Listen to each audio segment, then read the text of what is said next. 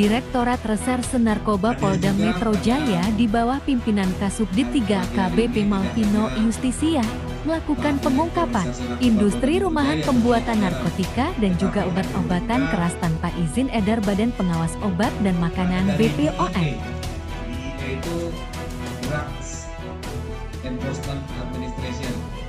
Jadi pejabat acting country atasnya Mr. Justin Hasi, Special Agent Justin Hasi dari DIE. Paling kiri hadir. Kemudian yang kedua, hal ini disampaikan di Res Narkoba Polda Metro Jaya, Kombes Pol Hengki saat menggelar konferensi pers didampingi Kabid Humas Polda Metro Jaya Kombes Pol Dedi Eri Syam Indra, perwakilan dari Drug Enforcement Administration D, Mr. Justin Hasi, Direktorat Jenderal Bea dan Cukai Kementerian Keuangan Dir Interdiksi Narkotika Deras, Syarif Hidayat BPOM DKI Jakarta Ibu M. Hamina, dan Kabid Narkoba Puslapor Bareskrim Kombes Pol Pahala Simanjuntak. Jabatan beliau adalah Ketua Tim Penyidik dan Cegah Tangkal BPOM Jakarta.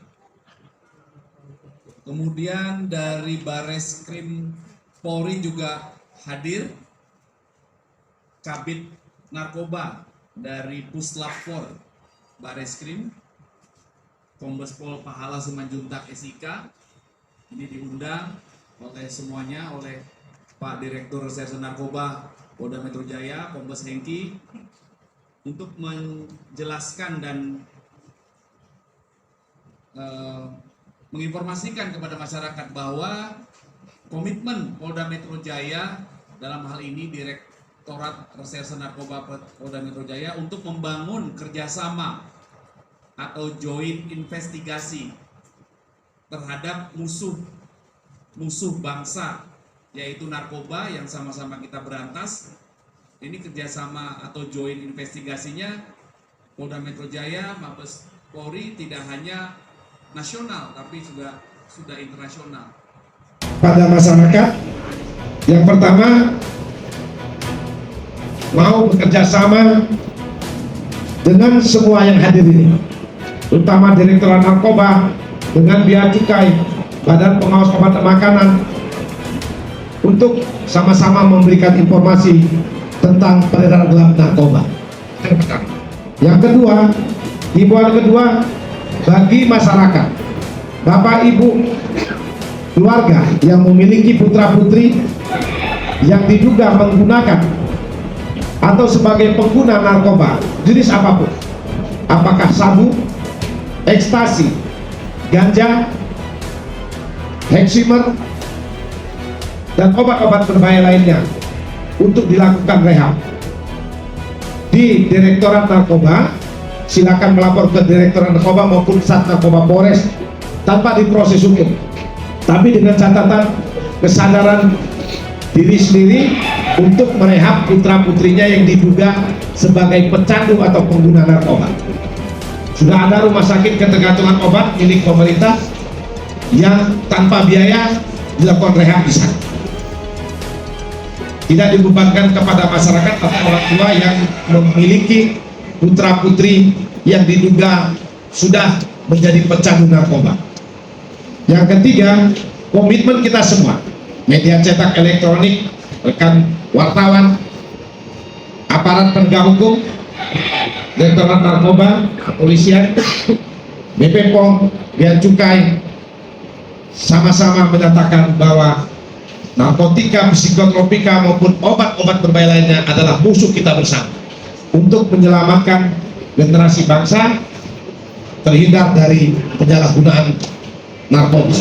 Bapak Ibu sekalian, Direktorat Jenderal Bea dan Cukai sangat concern dengan hal ini, dan kami senantiasa bekerja sama dengan aparat kepolisian di dalam hal ini, juga dengan Polda Metro Jaya di dalam menegakkan hukum tentang undang-undang narkotika dan juga undang-undang kesehatan. Dapat kami sampaikan bahwa untuk tahun 2024 ini sampai dengan hari ini kita sudah berhasil secara keseluruhan tidak hanya dengan Polda tetapi juga dengan Barreskrim dan juga BNN, kita sudah berhasil menegas 1,1 ton narkotika dan juga sudah berhasil mendapatkan di atas 50.000 batang narkotika yang kita langsung operasi di Aceh. Dapat kami sampaikan juga bahwa ada 190-an tersangka yang sudah kita proses sampai dengan saat ini. Dari Kepala Balai Besar Polri Jakarta dan jajaran terhadap hasil pengungkapan yang sangat besar. Ini salah satu mungkin jaringan dari produsen obat-obat yang memang dilarang untuk beredar. Di sini dalam artian jika ditemukan di suatu home industry itu menandakan bahwa produksinya tidak sesuai dengan cara produksi obat yang baik. Jadi jika obat diproduksi oleh seseorang atau perusahaan yang memiliki izin, itu harus sesuai dengan cara produksi obat yang baik. Nah, di sini syarat itu tentu saja tidak dipenuhi dan kemudian syarat untuk keamanan, mutu dan khasiat obatnya juga tidak ada yang menjamin untuk keamanan, mutu dan khasiatnya, sehingga dikhawatirkan untuk pengguna atau masyarakat yang menyalahgunakan dari obat ini akan mengalami hal-hal yang negatif. Nah, untuk PCC ini khususnya Karisoprodol itu obat yang sudah dicabut izin edarnya sejak tahun 2013 berdasarkan peraturan BPOM. Jadi memang untuk saat ini produksinya masuknya mungkin bahan baku ke Indonesia itu sudah ilegal. Untuk dampak negatif atau dampak buruk terhadap masyarakat yang menyalahgunakan dari produk obat ini, yang pertama adalah halusinasi yang paling berat. Jadi di mana orang tersebut akan melakukan tindakan di bawah alam sadarnya gitu, yang dikhawatirkan akan mencelakakan diri sendiri bahkan orang lain. Kemudian obat Karisoprodol sendiri itu termasuk golongan narkotika 1 berdasarkan peraturan Menteri Kesehatan dan memang akan menimbulkan ketergantungan bagi penggunanya. Jadi untuk masyarakat tadi seperti yang Pak Din sampaikan, mohon hati-hati jika ada anggota keluarganya yang menggunakan atau menyalahgunakan dari obat-obat tersebut. Ini Karisoprodol yang tergolong narkotika golongan 1. Ini hadir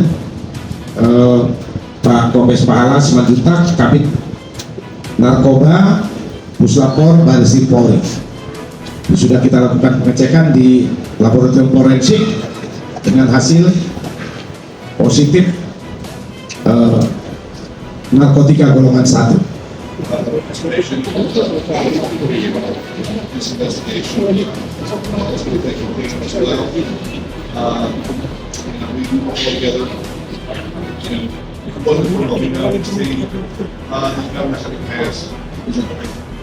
Is better? Okay, that is better. So I just want to again thank everyone here with this team.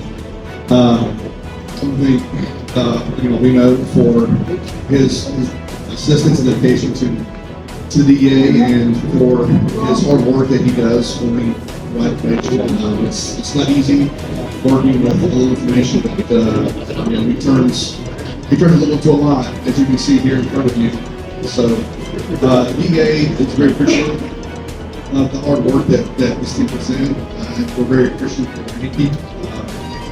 It wasn't him allowing us to be part of this team, this is what I have. So kita menjelaskan sedikit dari Justin ya, kita dari DEA secara umum sangat mengapresiasi kerjasama yang sudah kita lakukan antara Direktorat Narkoba Polda Metro Jaya dengan DEA di dalam berbagai pengungkapan yang sudah kita lakukan sejak dari mungkin kurang lebih 5 tahun yang lalu, dan kita banyak berhasil beberapa kasus-kasus jaringan internasional. Perlu diketahui beberapa bulan yang lalu ketika kami awal-awal kita sudah juga mengamankan hal yang sama, 1 juta butir PCC yang dikirim ke Kalimantan. Tetapi ketika di sana tidak ada penerima, betul Pak Mabilo ya, tidak ada penerima, tujuan penerima yang akan menerima di sana karena alamatnya tidak jelas, maka itu dikembalikan dan berhasil kami amankan dan kita sita. Kita sita dan kita sudah musnahkan kurang lebih 6 bulan atau 7 bulan yang lalu. Ya, kasus D3 juga yang pimpin. Itu barang temuan. PCC 1 juta butir sudah kita musnahkan. Dan ini hal yang sama yang akan dikirim ke daerah Kalimantan, Surabaya, dan sekitarnya.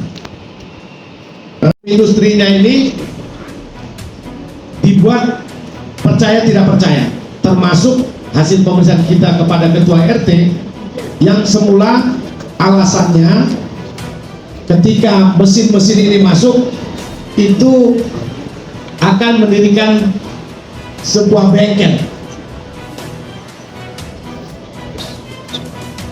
Ya, di kamarnya pun dipasang kedap suara sehingga ketika dia bekerja, mesin ini bekerja, tidak terdengar dari tetangga yang ada di sekitar TKP. Ya, sudah kita lakukan pemeriksaan terhadap ketua RT dan seterusnya, termasuk apakah ada terlibatan tersangka lain sudah kita ada DPO. Tidak akan kami sampaikan lengkap karena untuk mempermudah supaya tidak susah penyidik melakukan pengejaran terhadap keterlibatan yang lain. Sindikat bernarkoba semua dilakukan oleh para sindikat ini.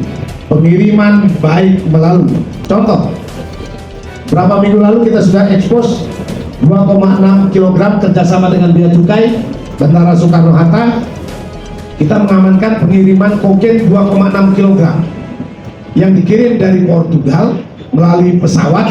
Nah, yang menjadi pertanyaan, kenapa kok bisa lolos dari bandara yang ada di Portugal, tetapi di bandara Bea Cukai kita bisa, ya, rekan-rekan dari Bea Cukai bisa mengamankan 1 orang tersangka membawa 2,6 kg kokain yang akan diambil oleh pemilik barang di Bali. Kita amankan di Bali, di Hotel Swiss Bell.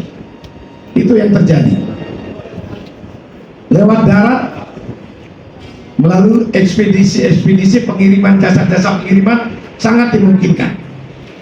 Oleh karenanya harapan kami bersama Bea Cukai, jasa-jasa pengiriman barang apapun namanya harus selektif. Bila perlu melakukan pengecekan, membuka barang-barang yang akan dikirim sehingga memastikan apakah ini terlarang atau tidak. Begitu Pak Amin. Kami adalah menjaga masuknya barang-barang terlarang ya Pak ya ke Indonesia, ke dalam negeri kita, untuk mencegah itu beredar di Indonesia. Tetapi ada satu hal yang harus kita sama-sama pahami Pak, bahwa garis pantai kita ini luar biasa besar Pak. Kalau Bapak semua mengenal Jalan Tikus, kami sebutkan bukan hanya Jalan Tikus, tetapi setiap titik itu adalah landing spot untuk barang-barang yang masuk dari luar negeri ke Indonesia Pak. Kami sudah cukup bekerja keras Pak, bahkan sangat-sangat bekerja keras bersama-sama dengan Polair, dengan BNN, dengan Barreskrim, dengan Polda-Polda, Polres terkait untuk melakukan penjagaan ini. Dan akan selalu ada barang-barang yang lolos. Tapi kami di sini tetap selalu melakukan usaha untuk memperkuat pengamanan kita di laut Pak. Memperkuat. Rekan-rekan perlu ketahui bahwa disampaikan Pak Salim tadi, tren terbaru, kalau terdahulu mungkin 10 tahun yang lalu narkoba itu masuk baik sabu, ekstasi, kokain dan lain-lain, itu masuknya sudah siap untuk digunakan, sudah barang jadi. Kalau sekarang 1 bulan terakhir saja dan hari ini kita mengungkap laboratorium terselubung maupun home industri. Jadi mereka mengubah pola. Tadi mengirimkan bahan-bahan baku prekursor itu yang masuk secara mudah karena di kamuflase dengan kemudahan tersebut mereka salah gunakan untuk membuat baik di home industry maupun di clandestine lab yang kita ungkap 1 bulan lalu. Jadi mereka mengubah pola modus operandi yang terjadi. Sekarang mereka mengimpor bahan baku yang belum jadi dan diolah di home industry maupun di laboratorium terselubung yang kita ungkap beberapa atau 1 bulan yang lalu? Yang bersangkutan memang tinggal di sekitar TKP. Jadi dia perannya sebagai kurir yang diperintahkan oleh S yang sudah kita DPO untuk membawa. Jadi masyarakat biasa ini, ya. Dan perlu dicatat bahwa hasil interogasi pemeriksaan terhadap tersangka ini mantan residivis, pelaku beberapa kejahatan, terutama kasus-kasus curas yang terjadi di kewilayahan lain. Kalau total yang diselamatkan dari pengamanan barang bukti yang ada kita sita tadi sudah jelas. Asumsi satu orang mengkonsumsi 3 butir 830.000, hampir 1 juta masyarakat yang terselamatkan. Kedua, kalau masyarakat pengguna tadi 830.000 atau kurang lebih hampir 1 juta orang, kalau menyelamatkan keuangan negara tadi berdasarkan 1,3 triliun biaya negara, biaya pemerintah untuk merehab ketika ini digunakan oleh masyarakat, terutama pengguna atau pecandu. Pada hari ini, Selasa tanggal 21 Mei tahun 2024, saya Kombes Pol KMA Dirjen Narkoba Polda Metro Jaya bersama Wajib Narkoba Polda Metro Jaya mengapresiasi ucapan terima kasih kepada Subdit 3 Direktorat Narkoba Polda Metro Jaya AKBP Marvino Yusufia dan tim Subdit 3 atas pengungkapan dan prestasi pengungkapan industri dengan total barang bukti 2.500.000 butir, terdiri dari 1.215.000 butir PCC, 1.024.000 eksimer dan tablet warna putih 210.000, dengan total 2.500.000 atas prestasinya.